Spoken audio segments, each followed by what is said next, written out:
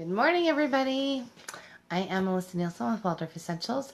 This morning, I thought we would talk a bit, sorry, don't want to show that much cleavage, talk a bit about quiet time. So, quiet time becomes this, heaven sent time for moms if you can cultivate it. And, it generally happens like around lunch, right after lunch, sort of as an in-breath time after you sort of had this out-breath of kind of a little bit crazy around lunchtime. And so I generally try to finish up school studies. Now we do, because, we have bigger kids that go longer, we do our quiet time. It ends up being right around 2 or so after everybody's lunch is done. So our quiet time ends up, let's see. So we do school and we're finishing up and we've eaten generally right around 2. And then I just start by I'll put either some background music on or I like to put on ocean sounds, or rain sounds or sparkle stories, something that sort of is a key. So it signifies to my kids that we're slowing down, that everything is getting a lot calmer in the house. I will make sure that the curtains are probably open so that they can feel the warmth of the sun coming in the house. If it's a dreary day, I might close things up a little bit more to make them a little bit darker. So I really try to work on sort of what's going on in the home before I go, okay, now go lay on your bed. So I sort of really work on this, creating an atmosphere about it. So I might change what's in the diffuser from what we've had in the morning for school to something a little more calming. And I don't expect naps to happen. So my youngest is 5, so she won't nap. She's not napped for a couple of years. So if you've got really little ones that you really need to nap, again, really work on sort of creating that atmosphere. It's not all that different than the atmosphere that you're creating around dinner time and then what happens after dinner as you're starting to move them towards bed. So it's a little like that atmosphere. So I really work on sort of calming everything down, quieting everything down. And then quiet time in our house, when my big kids were little and I really needed time, like a check-in time for myself, I just had everybody go to their bed. And that wasn't, again, it's not a punishment. It's not because I need them to take a nap. It's just quiet time. And we always have had 2 kids at least that shared. So my rule has always been you can take books with you. We just need some quiet for right now. So, and then when I had nursing infants, little ones, my quiet time they might be in the room having some quiet time and I might be laying on the bed nursing a baby. And I might doze off and that's okay. And so I've really worked with my kids to really be able to understand, hey, it's okay for you to come and wake mommy up when the timer goes off. Now I will spend quiet time in my chair knitting or crocheting, and often I will fall asleep. And they know that it's okay to come and wake me up. I don't use the timer anymore. My kids are at a place where they can feel when it's time for the out breath. And because we have such a good rhythm, and it's tied to me and I keep it and I've kept it all morning long, and they sort of feel that they sort of know when it's time to be done. So quiet time activities for us, again, we've got 5 and up here. The other day I was sort of, when we were sitting there all together, it was quiet time. Dad was working on something, we were working on something, and I thought, okay, this is, and it's a topic that comes up often. And I thought, well, this is my topic for Monday because everybody was quiet and we were probably quiet for probably almost 90 minutes. And so what did we do? So, in Waldorf, it's this big giant no-no to have coloring books. Well, I save things like that for quiet time, for time at church. So we have some adult coloring books that, which I really don't like the name of that, because it sort of makes it sound like we're coloring porn. I really don't like that they're called adult coloring books. They're just really awesome coloring books.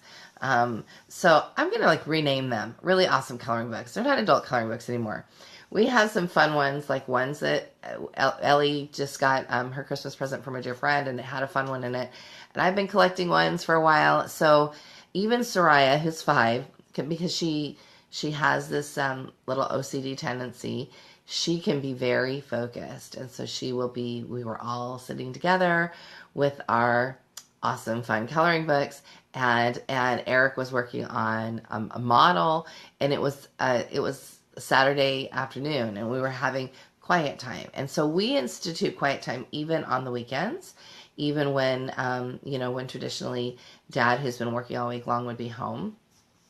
And it becomes this just a very nice and peaceful time for our afternoon. And does it always happen? No, it doesn't. I mean, there are definitely times when it's crazy, and I can remember times when the big kids were little, and I'd be like, "Are you kidding me? Just want 30 minutes to myself." Absolutely, I remember being in that place, but those were times before I really learned how to cultivate it. And, I want you to sort of think about, and I'm like the worst gardener ever, so there are a lot of things I do really well, but use this analogy anyway. When you're thinking about a plant, there are some plants that you can throw in the ground and just say, grow, and they'll do that. But when you're really cultivating something, you're really caring for something, you want to make sure that you've got the soil right. You want to make sure that the sun is optimal. You want to make sure that it's getting watered as it should. So that's sort of what you're doing here. You're really cultivating this space and this time, and it will help the overall peace in your home. So, it will especially help the overall peace in your home if you're not like looking at your watch at 10 o'clock in the morning going, okay, it's only 2 more hours till quiet time. Don't do that. That's not how you cultivate it. That's you like sort of counting down to it. And yes, we need that quiet time as a little bit of a recharge. But really, if you're looking at it from a much different place of, we are cultivating this as a family. This is something that your kids look forward to. I never wanted my kids to look forward to have quiet time and be like this, oh man, this is like an hour that we can't talk. I never wanted it to be like that. I always wanted it to be like, hey, this is an hour that I get to sit quietly and play Legos all by myself. Or I get to sit quietly and look at books all by myself. Or now this is a time when Mom will sit quietly and color with us. And we just sort of are all there together, and it's quiet. And again, the sparkle stories really help. We do sparkle stories. Occasionally, I will let a magic tree house come in during this time. Not that often, because they kind of wind Soraya up. Too many facts for little people is not a good thing. So really sort of think about what it is that you're trying to bring in and what you're listening to at the same time. I will sometimes just do a lineup of the Sparkle Sleepy Time ones because it's quiet. But that's also a time when I will introduce and I've talked about this before with our sleep video, that this is a time that I will introduce an audio that then I want them to be able to listen to at night and be able to go to sleep to at night. I never do a nighttime audio that's one that they haven't heard before.